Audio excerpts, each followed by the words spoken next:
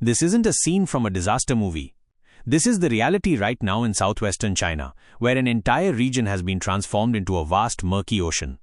After 3 decades, a flood of historic proportions has returned, swallowing cities whole, bursting rivers, and plunging thousands into a fight for survival.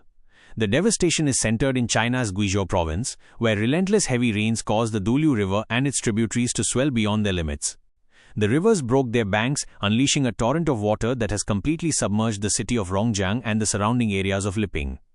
The result is a catastrophe officially described as the worst disaster in 30 years.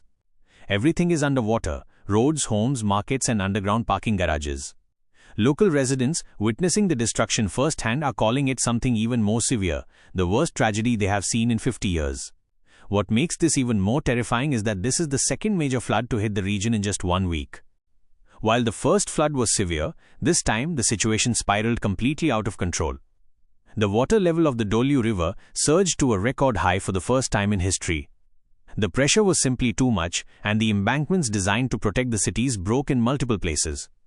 In response, the government has declared an emergency level 1 alert across the entire Guizhou region, the most serious warning possible for a natural disaster. The scenes on the ground are surreal.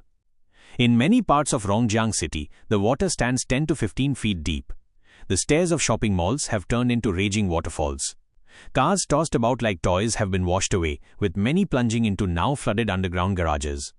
Meteorologists explain that the speed with which the monsoon arrived this year worsened the situation, as the heavy, continuous rain loosened the soil, leaving the saturated ground with no capacity to absorb any more water. Amid the chaos, a massive rescue operation is underway. According to official government figures, more than 30,000 people have already been evacuated and shifted to safer locations. Thousands of security personnel, firefighters, and medical teams are on the ground, engaged in ongoing relief work, battling the floodwaters to save lives. As the waters churn, one thing is clear: this is more than just a flood.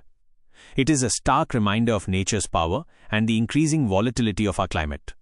For the people of Guizhou, the long road to recovery is just beginning, as they grapple with the aftermath of a disaster that turned their world into an ocean.